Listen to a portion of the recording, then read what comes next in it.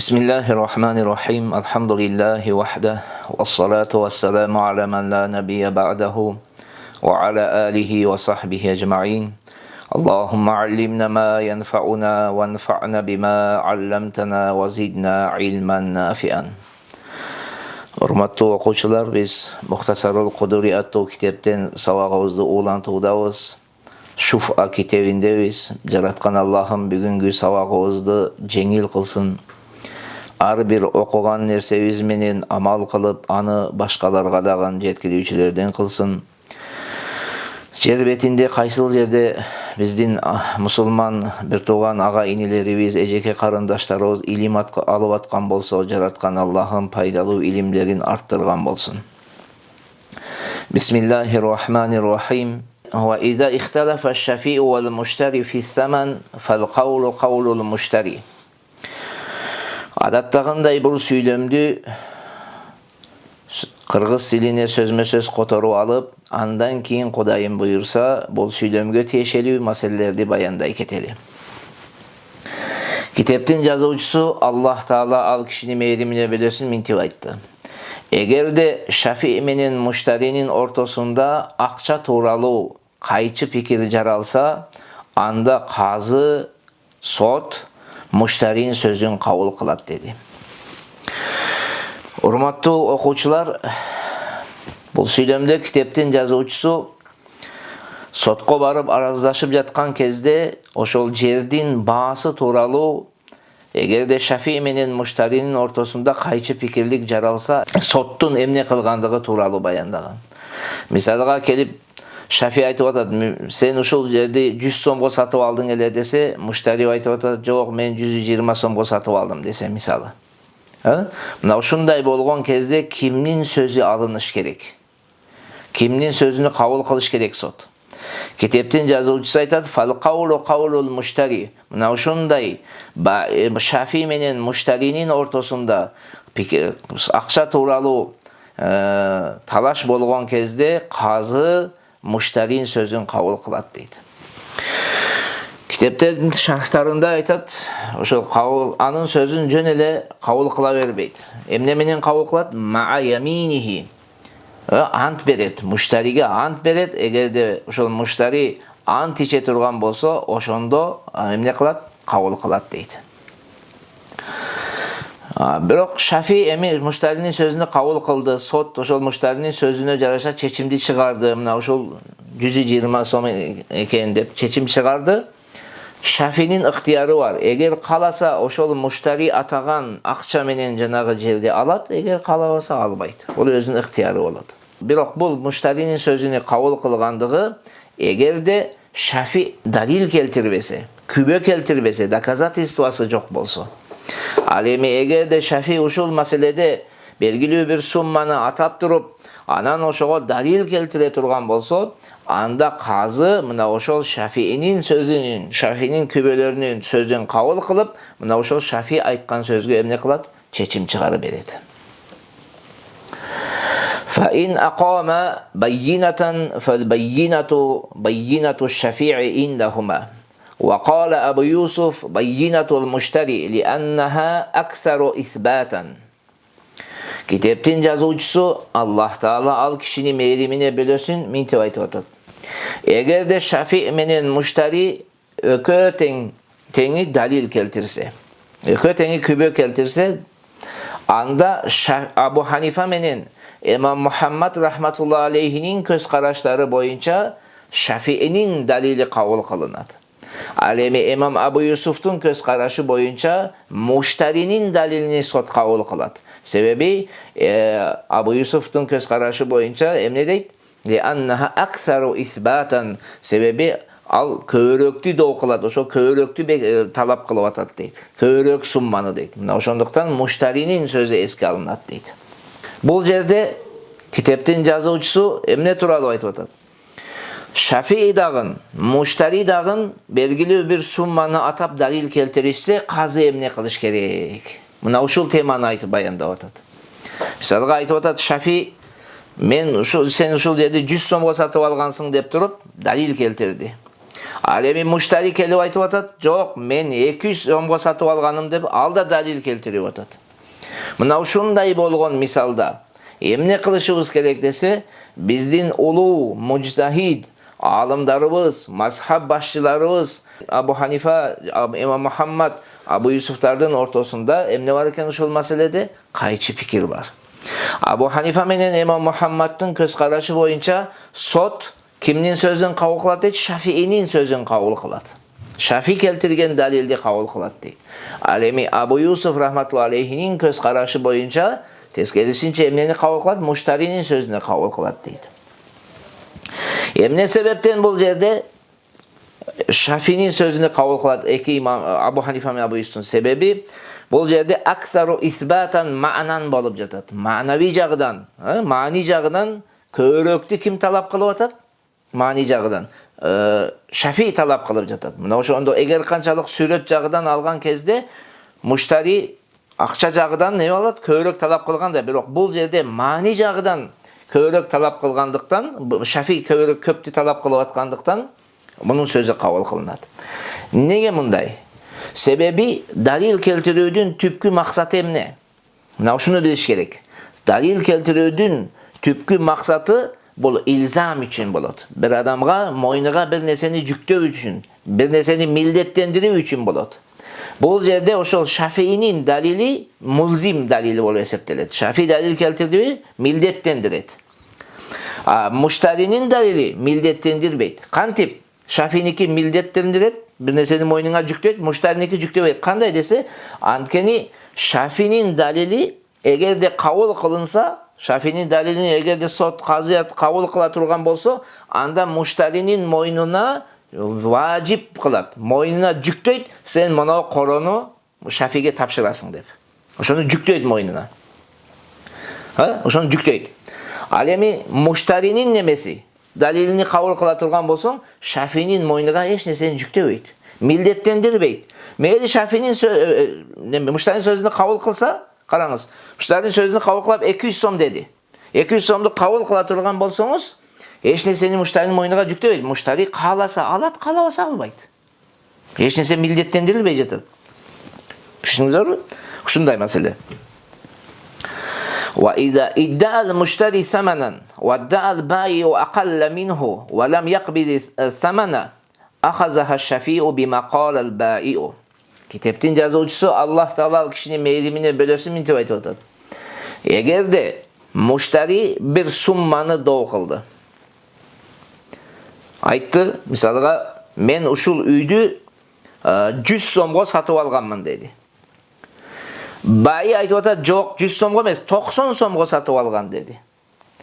Bayi, жана жерди саткан адам, ал акчаны ала элек болсо, анда Шафи bayi айткан сөз менен кабыл жерди алат. Эми, урматтуу окуучулар, бул сүйлөмдө китептин жазуучусу жерди сатып алган менен Шафинин ортосундагы талашты эмес, жерди сатуучу менен сатып алуучунун ортосундагы маселени баяндап атат. Бул жерде саткан адам мисалга 90 сомго саттым эле мен сага десе, муштари айтып атат, жок, сиз мага 100 сомго саткан элеңиз десе. Мына ушундай болгон мезгилде сот кандай чечим чыгарыш керек, казы кандай кылыш керек деген маселе. Эми карайбыз дейт. Китептин жазып атат, карайбыз, эгерде baи муштаридан акчаны ала элек болсо, анда Шафи жерди baи'нин айткан сөзү менен эмне кылат? Алат. 90 сом менен алат. Мейли бул жерде жанагы коро жер бар, сатылган жерди мейли baи'нин колунда болсун, же муштаринин колунда болсун. Маселе акчаны карайбыз.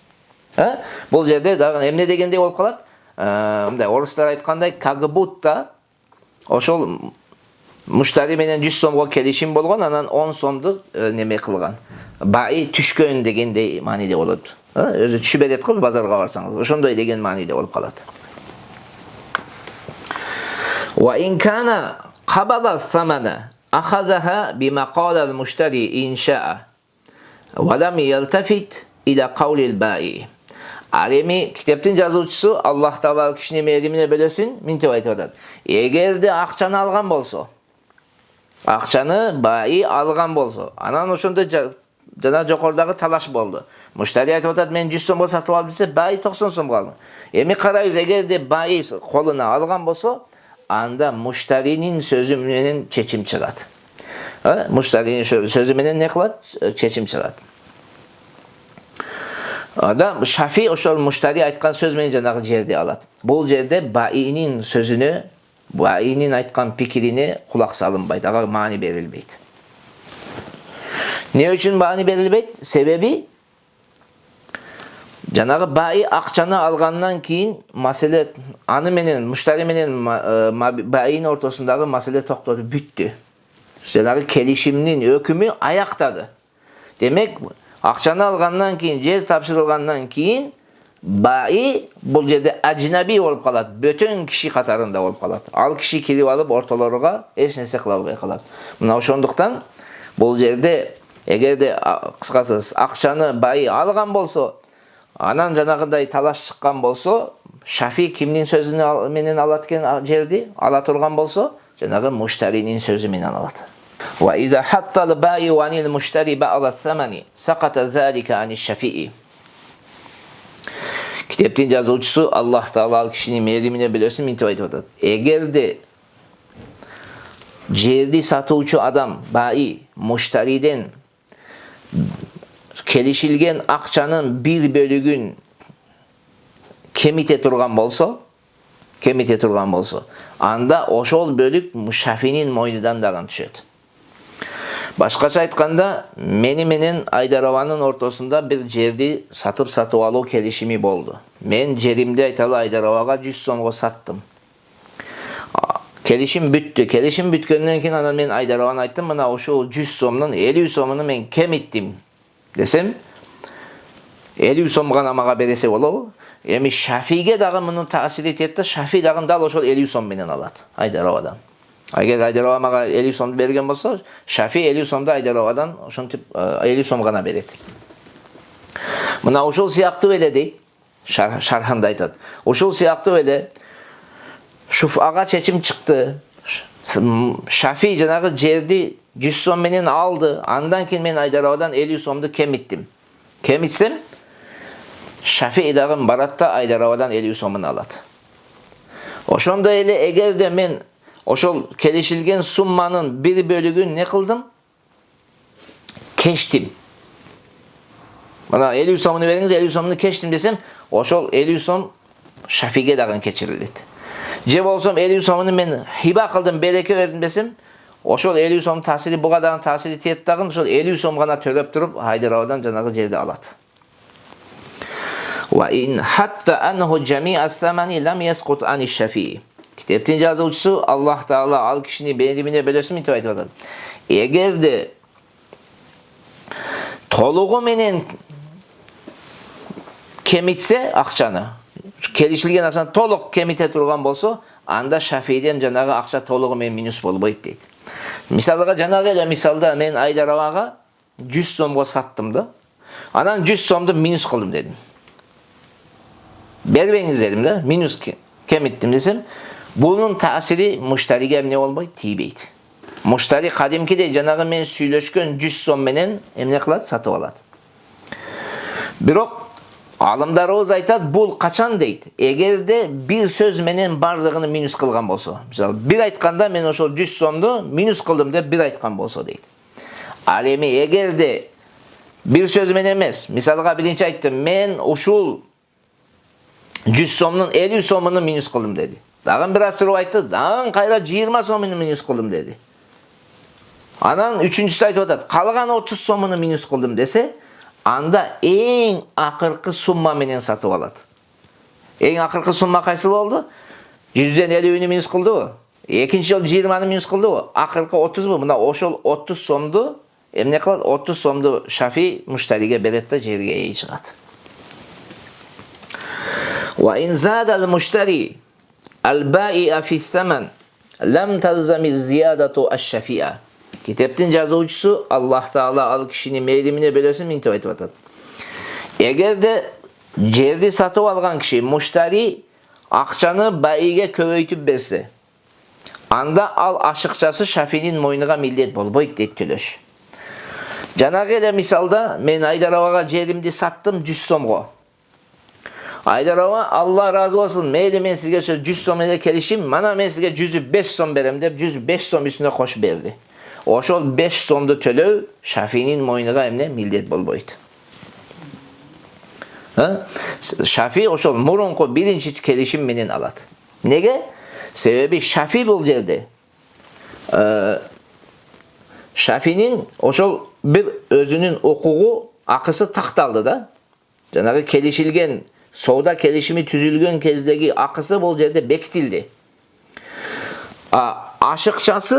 Aşıkçası bu birinci satuvçu menen satuvçuluğun ortasındagı bir razıçılık menen bolgon koşumça nerse.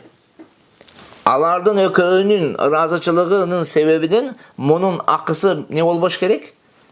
Düşüp kalbaş gerek. Bunun akısı özünün orada saktalış gerek. Bular ökөөнүн ortasındagı, bayı men muştayın ortasındagı razıçılık gana olup kalады al koşumça. Al aga ber jagına biröydün akısını düşürүүгө anın tasirine тийбеш gerek.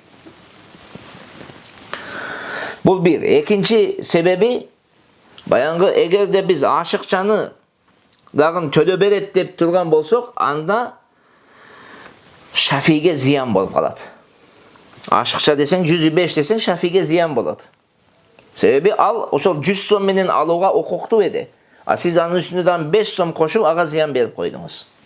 Oşondo ziyanı tiyip kalat da oşol sebepten mümkün emes. Al emi андай де турган соң bir айтат кеми түйдө кеми мен алат элего десе, ооба кеми түйдө ал кемиген кезде минус кылган кезде кеми мен алат. Себеби бул жерде Şafi'nin пайдасына болуп жатат, зиянына эмес. Ошондуктан. Тияктагы эч нерсеге күйбөйт. Бул жерде Şafi дагы пайда кылып атат. Тигилер дагы бири-бириден кемитип азайткан кезде сумманы эч кимисине зыян тийбейт. Бардыгы разычылык менен болуп кетет. وإذا اجتمع الشفعاء فالشفعة بينهم على عدد رؤوسهم بالسوية ولا يعتبر اختلاف الأملاك. Kitaptin жазуучусу Allah Taala al kişinin meylimine belirsin mintip aytadi. Eğer de bir kança şufa talap kılıuçu çoğulup şufa talap kılışsa. Anda oşol şufa deyit. Alardın sanına jaraşa bolat. Bir deyit sanına jaraşa bolat. Bul jerde mülktörünün al başka bolgonduğun eski alınbaydı. Taktap aytkanda bir koronun içinde aytalı 3 kişi yaşayıyoruz. Mana oşol үйdө deyli. 3 kişiniki, meniki, Aydar Awa'nıkı, dağın bir başka bir ustazdыкı deyli. Üçöbüzdükü. Anan şuların arabızdan birimizin ülüşübüz aytalı 50%, 50%. Men 50% akçasını төлөгөм, 50% meniki deyli. Aydar Awa'nıkı misalga aytalı 30%, üçüncü ustazdыкı 20%. Emi uşul jerde aytalı Aydar Awa jerin sattı. 30%'lik özünün ülüşünü sattı. Anan meni menen janagı ustaz uşul 30% жерге şufa talap kıldık. Oşunda şufa talap kılganımızda emne askanın atken menin ülüşüm köyrök 50% dep turup maga janagı Aydar Awa satkan 30%'in köyrögü berilbeydi. 2 kişiyiz mi? Oşol 2 kişiye teң oşol 30%'i 15%'ten kılıp bölü beret. Bizdin mazhaptın köz karaşı boyunca teң bölü beret. Kıskası sizdin kançalık жериңiz çoğ bolbosun, al eski alınbaydı. Tek gana emneniz eski alınat, adam sanını eski alınat deydi. وَمَنْ اِشْتَرَى دَارًا بِأَرَضٍ أَخَذَهَا الشَّفِيءُ بِقِيمَتِهِ. Allah kitaptin yazıcısı Allah Teala al kişinin meylimine bölösün mintip aytıp atadı. Kimde kim bir koronu bir buyum verip satıp aldı, araz verdi. Akça emes, dirham dinar emes, buyum be başka neyse koy verdi, uyu verdi deyli, satıp aldı deyli. Satıp alsa anda Şafi anın bağısını tölep durup satıp aladı. Anın nesini tölep alatken bağısını tölep durup satıp aladı. Emne üçün bağısını tölep satıp aladı dese sebebi janagı buyum bol zavatul qiyam. Bizde iki tür nesi var. Bayanғы qiyamiler bolat, mislileri bolat dediğili.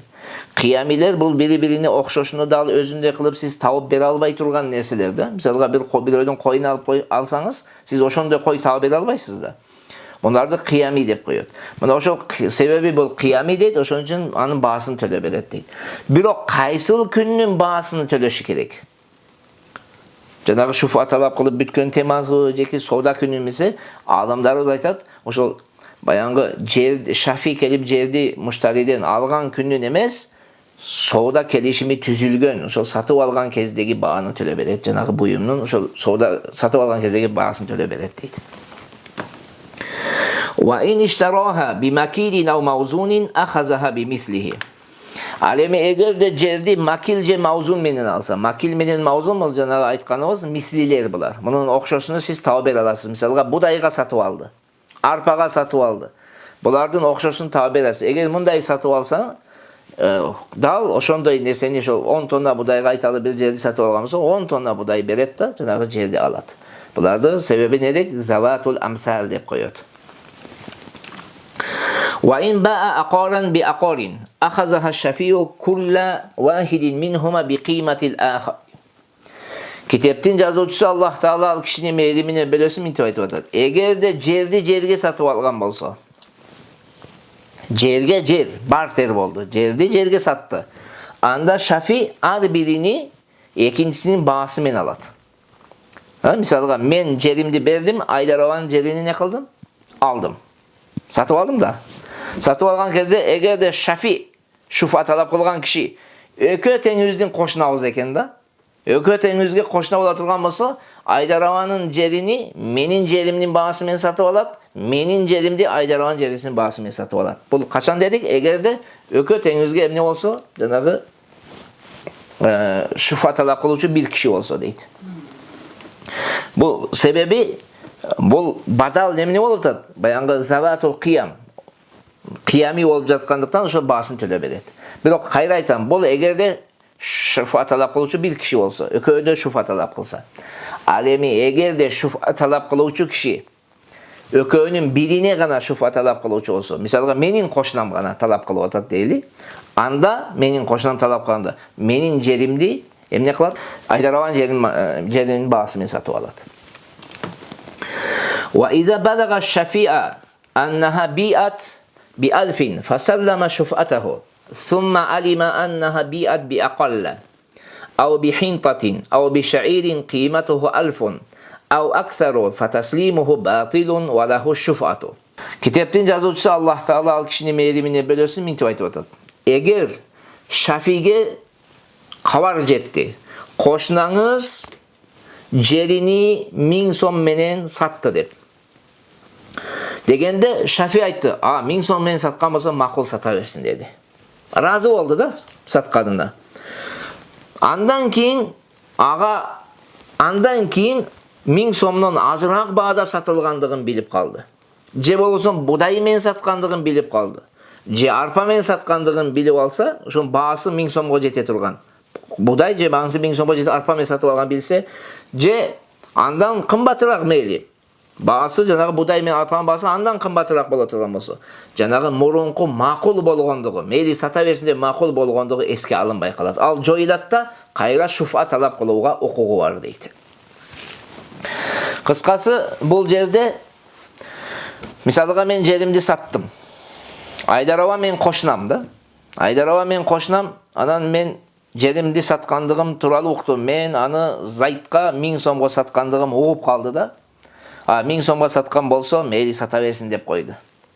Birok keyin körse men zaytqa anı 1000 somga emes 900'ge satıpım. Je bolsam buday men arpaga sattım, anın bağısı 1000 somga jetet, je 1000 somdan ötet meyli.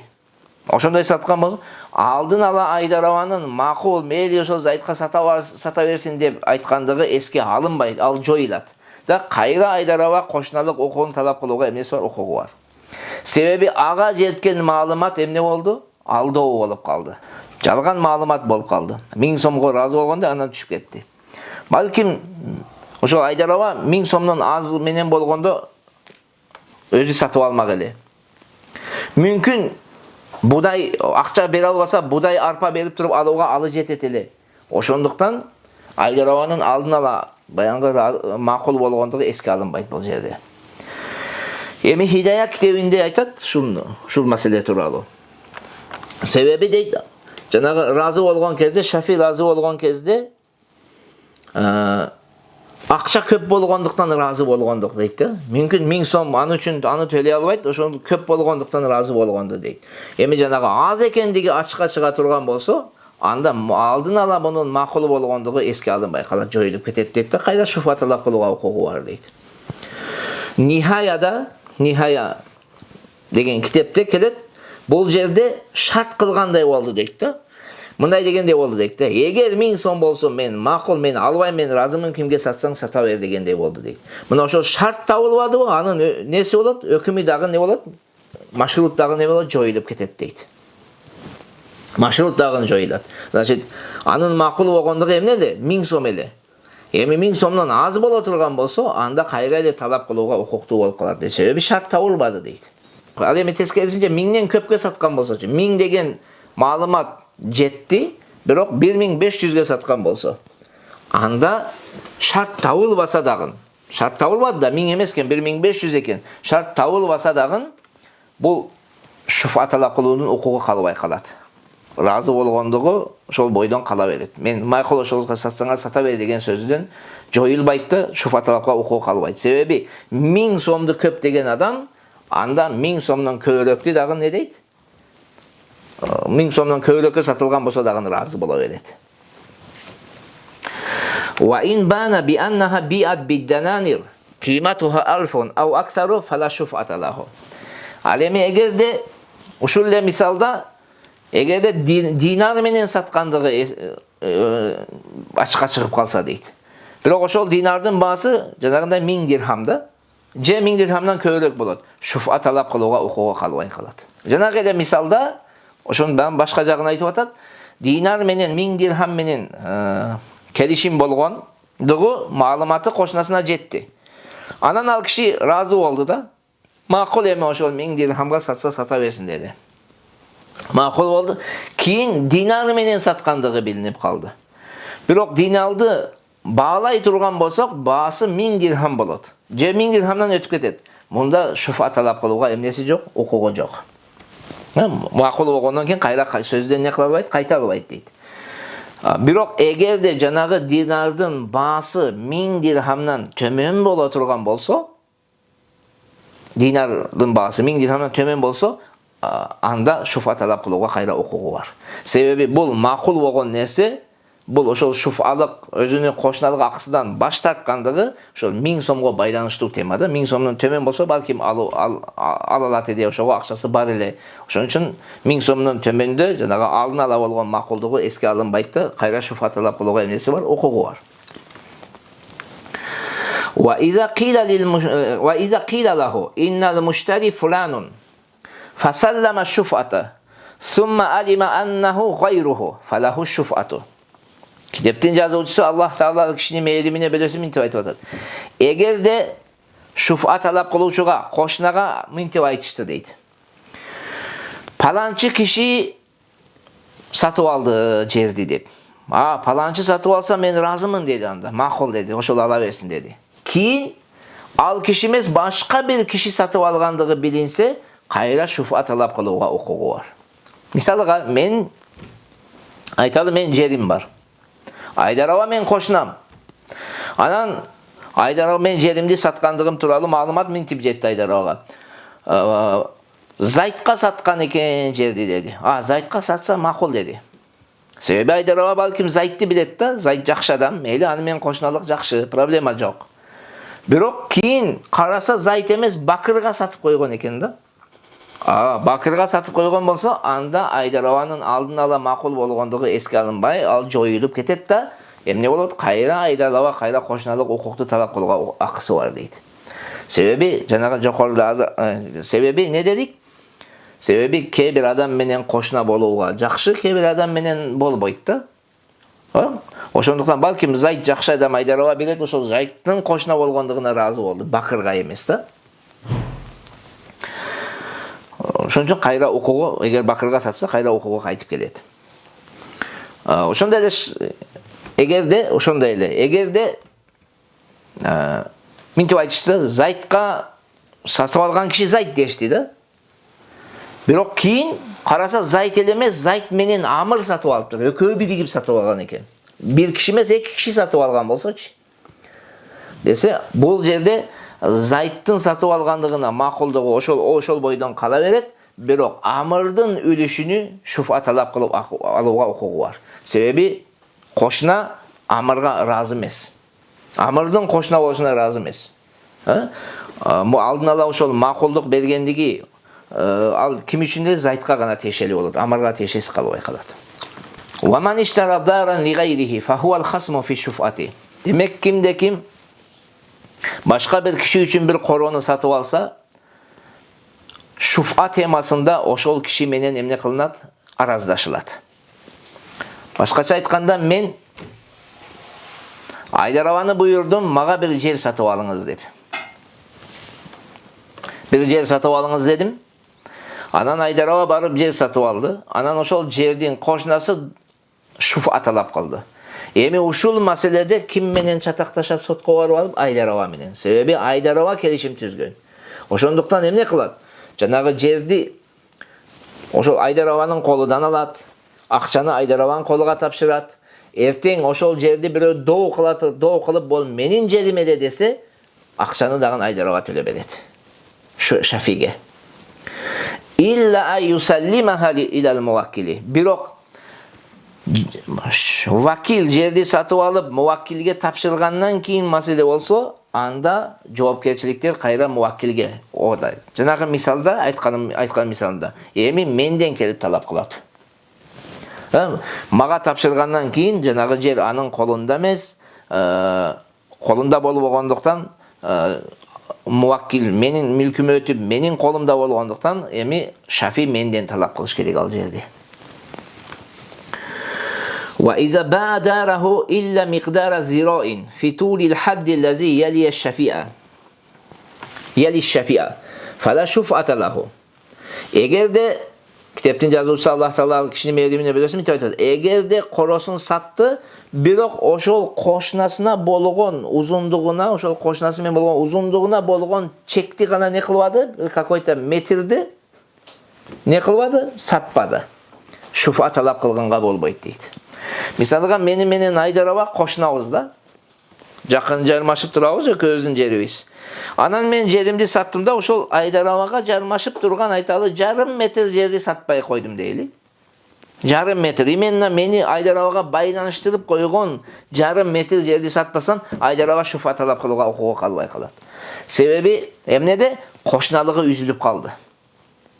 Жанагы жерим жарым метр сатылып алганда, уже бул кошуна болбой калат. Bunun ошол шуфа талап кылуу укугу кошуналык болгондуктан эле да. Ошол жарым метр муну немеден ажыратып койду дейт. Ошол сыяктуу эле эгерде жанагы участканы белекке берип койсо, Айдарова менен жармашып турган жерди белекке берип койсо да эле, бир жагын сатты, ошончо жерини белекке берип койсо болду. Айдарова эмне? Кошуналык укугун талап кыла албай калат. Себеби Айдарованын немеси кошуналыгы жанагы жер менен болчу, кайра эле. А мен ал жерди ошол жарым метрди айталы бир чыканак жерди белекке берип койдум. Болду, ал киши шуфа талап кылганга укугу калбай калат. Мына ушул жерде сабагыбызды токтотолу. Жараткан Аллахым бардыгыбызга пайдалуу илим берсин. Элибизге, жерибизге тынчтык, биримдик, достук, өнүгүү эсебини насип кылсын. Амин я раббал аламин.